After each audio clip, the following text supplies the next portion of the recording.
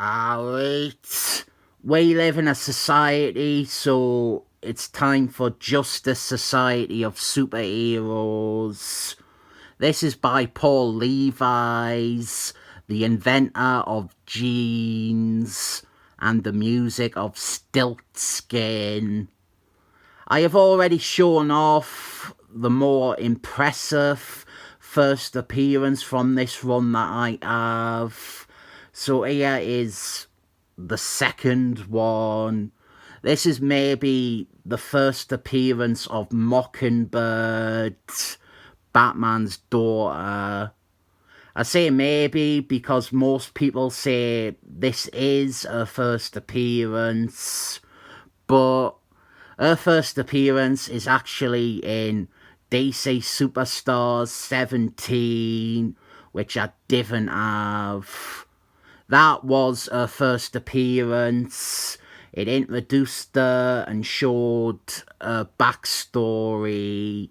And then after that, she showed up here and joined the Justice Society of Superheroes.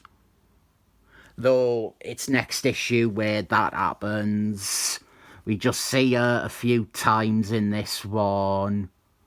Right, here are the heroes, and they are returning after a crossover with the Justice League and the Imperial Guard.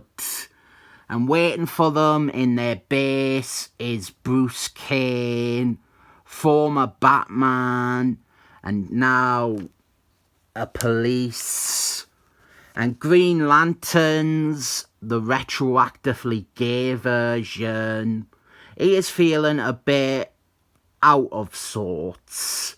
He was recently taken control of by Psychic Pilot, and now he is feeling introspective about his life, and he thinks that he is getting too hard to do anything else.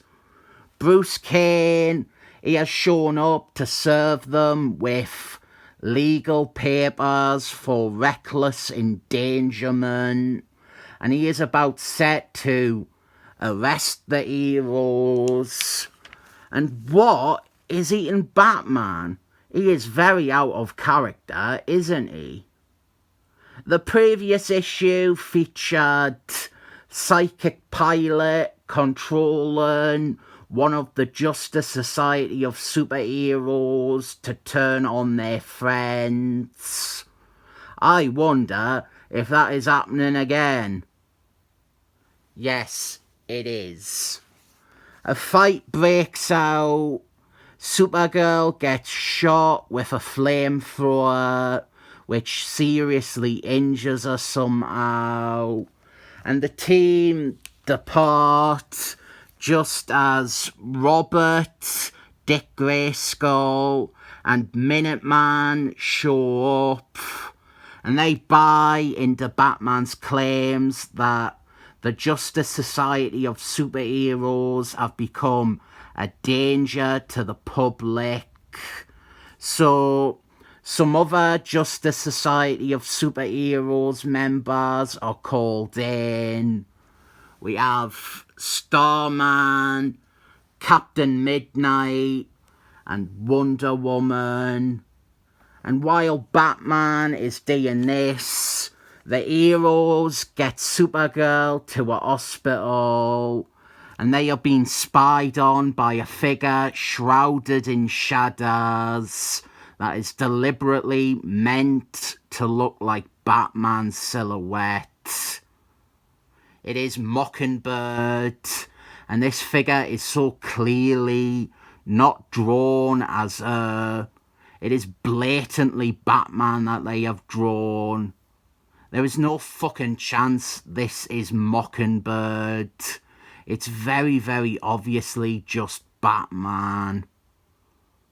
So this comic is kinda one big misunderstanding fight.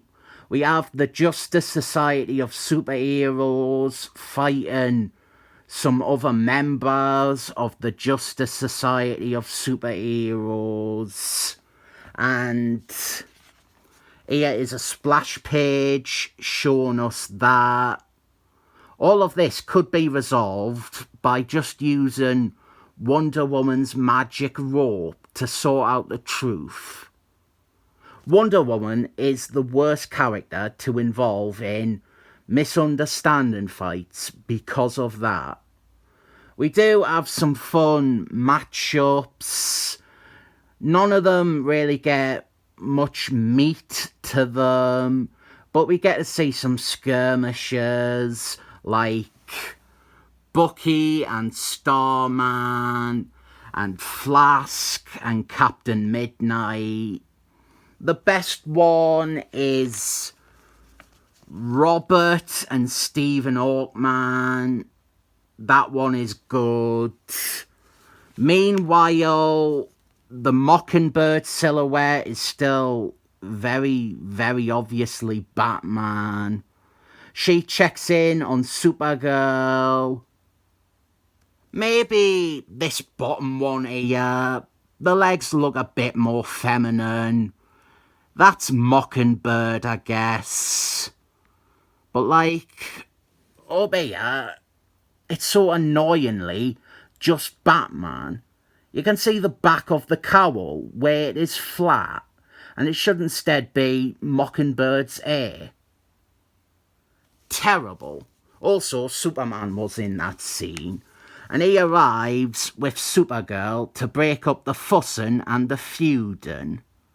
I love the narration at the bottom of this page, but I'm not going to read it out because that takes time. And then it is revealed that Psychic Pilot, he brainwashed Bruce Kane just like he had done to Green Lantern's last issue. And I didn't like how "oh my god" is spelt here with an I. Batman does not say my with an I. Fundamental rule of Batman. He doesn't replace Y's with I's. We do have some sweet stuff between Batman and Supergirl, but the main thing is that we finish with the reveal of Mockingbird. Not her first appearance. Didn't listen to the people who decide what issues are first appearances, because as I point out a lot, they are wrong and only making these claims to line their pockets. This issue has several editors' notes pointing to DC Superstars 17, which was already out. That was this comic. It's fun. This is an overlooked Justice Society of Superheroes run. They did a big art cover of it recently, but they missed out the first appearance of Mockingbird, which I think is pretty essential considering she ends up a member of the team, and seeing that and getting all of her backstory only helps with the context of the character's appearances. That first appearance was by the same creative team as well. They also did a bunch of solo stories with her, which they have collected elsewhere, and that had her first appearance in. You kinda need the hardcover and that collection for the full thing. And you would still be missing a few issues of DC Showcase with Supergirl in them. I think I'll hand this comic a 7 thumbs up rating.